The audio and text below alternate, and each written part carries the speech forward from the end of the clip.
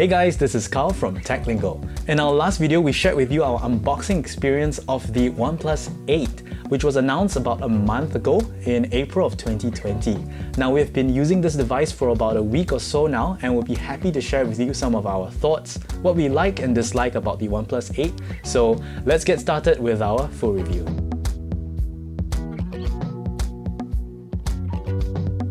Now, the OnePlus 8 comes in three different colors. You have the Onyx Black one, which is the one we have here, as well as Glacial Green and Interstellar Glow, my personal favorite.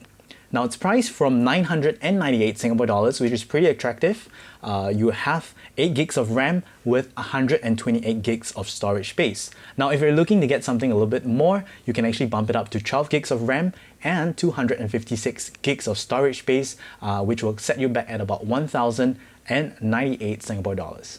Now, let's start off by talking about the physical aspects of this device. Now, you have a really beautiful curved display in the front. On the left and the right side, it's just curved to the edges, and it really feels great in the hands. Now, I've always been using large phones, which are similarly sized to, like, let's say the Pixel 3 XL, or if not the iPhone Plus editions.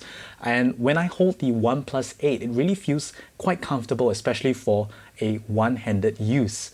Now, let's have a closer look at the buttons here. And I must say that these buttons by OnePlus are really tactile. They're really satisfying, and I'm just going to let you hear how it sounds like when I click onto the lock button as well as the volume rocker buttons.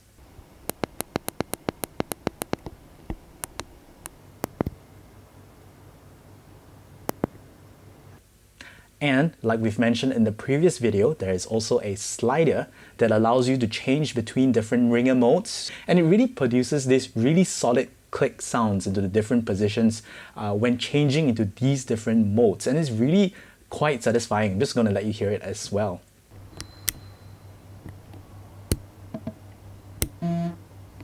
And lastly, looking at the bottom of the phone, you have a USB Type-C port, and I'm happy to say that this is USB version 3.1, and I'm raising this up because version 3.1 actually allows for a much faster data transfer speed. So whether you're connecting between your phone and your computer, or even phone to phone, you can expect to transfer data much faster than the previous phones that were also sporting Type-C, but some of them were limited to USB 2.0 speeds.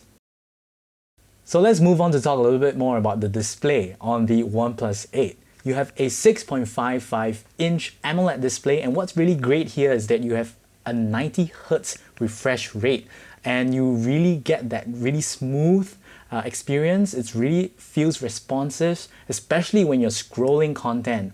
And for those of you who are not really familiar with what 90 Hz actually means, it just goes to say that your screen refreshes about 90 times per second. And to give you a bit of perspective, a lot of current iPhones, including the iPhone 11, actually caps out at 60 Hz. So when we're looking at all the modern day smartphones, a lot of Android phones, even the OnePlus 8 Pro, which is the larger brother of this device here, it supports up to 120 Hz refresh rate. So that it's like twice, you have 60 Hz down here, and you have 120 Hz. And right smack in the middle here, you have the OnePlus 8 at 90 Hz. So overall, the experience that you're getting out of this display is really going to be quite different from your ordinary smartphones. It's going to feel like it's faster, it's going to feel like it's more responsive, and I really like a 90 Hz display. Once you are there, you cannot go back to a 60 Hz display. Now let's move on to talk about the camera performance of the OnePlus 8. Now you have a triple camera setup here. You have a main camera at 48 megapixels with optical image stabilization. You also have an ultra-wide lens at 16 megapixels with 116 degrees field of view. And lastly, you have a macro lens which is at 2 megapixels, and I would estimate maybe about 3 to 4 fingers of a distance between the camera and the object that you're trying to take. And for the main camera's performance, we were really satisfied with the daytime shots that we're able to achieve, especially with HDR mode. When you have a bright sunlight and buildings at the side as well, it doesn't get too overexposed or too dark. Overall, it just looks great, even for the ultra wide shots that you can see here. I think we're all really satisfied with the images that have come out from these two camera lenses. Now, when we look at the night shots on the OnePlus 8, where OnePlus calls this the nightscape mode, honestly, I think these pictures could be better. Night shots appear to be a little bit noisy, especially at the bright parts of the image. You might find them to be a little bit overblown and you really lose all detail in that area of the image. And now when we try out the macro mode, honestly, I'm quite disappointed. I'm not too sure if it's because of the 2 megapixel sensor behind this macro lens, but even with really good lighting conditions, I still see some noise in the images. And when we do try it indoors, I do find that it's quite blurred sometimes. You may not get the correct focus, or images just turn out to be a little bit blurry, to the point whereby even when you're able to take a macro shot, I'm not too sure if it's a good usable image.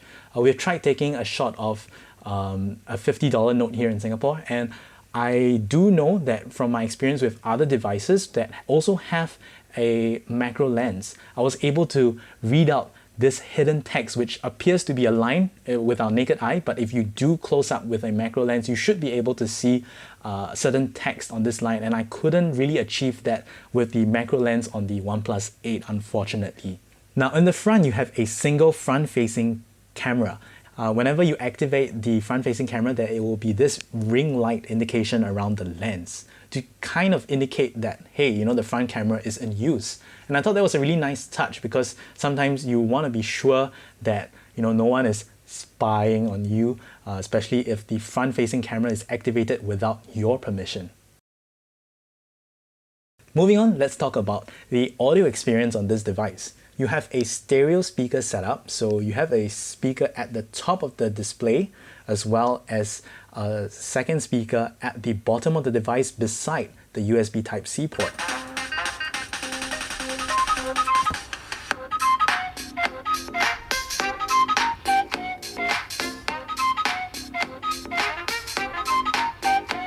They can get really loud, and in my opinion, it's also clear enough, especially when you're making phone calls or voices appear to be really clear. But I do hope that, hopefully in the future we get a little bit more low-mid range on these smartphone speakers. In terms of battery life, I was able to get a full days of use, and as well, something really nice here is that you have fast charging for the included 30-watt charging adapter. And it was advertised to be giving you about 50% charge in just 22 minutes. There's also this optimized charging mode that kind of pauses your charging at 80%. And this is in accordance to your charging or your usage patterns. If you're always, let's say, leaving it charged overnight, somehow it does something to prevent your device from being overcharged for a prolonged period. And this actually helps to extend your battery life. And on the OnePlus 8, thankfully, you still have a fingerprint scanner, and this is something that I really like, because I feel that you're in more control when you have a finger trying to activate or unlock your device, rather than just having to look at your phone and then it instantly gets unlocked. And the optical scanner on this OnePlus 8 is actually under the screen, and it's really fast and responsive. In a way that when you pick up the phone, the screen lights up, that green dot lights up, so you know instantly where to place your device and you can quickly unlock it at any time. So what's missing in the OnePlus 8? Firstly, you are missing out on the wireless charging feature. So I'm not too sure if this is something that a lot of users would use, especially for a wireless charging pad, because it only works if you place the device downwards. Something else that's missing is also the IP68 water and dust resistant. 68 means that you can leave your phone submerged up to 1 meter of water, but that doesn't mean that you should go swimming with the device. It just means you can kind of protect yourself from, let's say, accidental water damage where you splash water and things like that. The OnePlus 8 Pro has the wireless charging, and the OnePlus 8 Pro also has the IP68 rating. So if you find that this is something that you really need, perhaps you should look at the OnePlus 8 Pro. And lastly, I'm not too sure if this is still a thing, there is no headphone jack on either device. Now in conclusion, would the OnePlus 8 be something that we recommend? I would say definitely, because of its really attractive price range, starting off at 998 Singapore dollars. And to put that into comparison, something like another flagship device from Samsung, the Galaxy S20, will set you back at about 1,298 Singapore dollars. So this is pretty attractively priced. One thing I also like to mention is that this device could be labeled as future-proof, because I would say it supports 5G. Particularly now at this point of time when this video is being uploaded, there isn't a 5G ready network in Singapore, and for that to be ready, I think we're looking at a timeline between mid to end of 2021. So it's really, it's really good to know that your device that you're getting now will be ready to support this 5G network maybe 1 or 2 years down the road. Another thing that we also like to mention is that you have support for Wi-Fi 6. Now this is the new version of Wi-Fi, which I think it's called 802.11ax.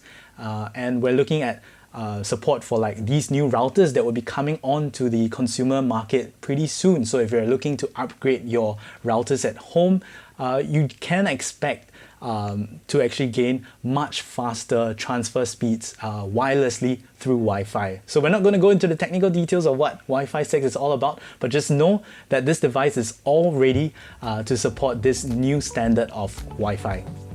And with that, we've come to the end of this particular full review of the OnePlus 8. We hope you've enjoyed this video, and don't forget to hit that like button if you do, and subscribe to us on TechLingo for the latest tech reviews and recommendations right here in Singapore. This is Kyle, signing off.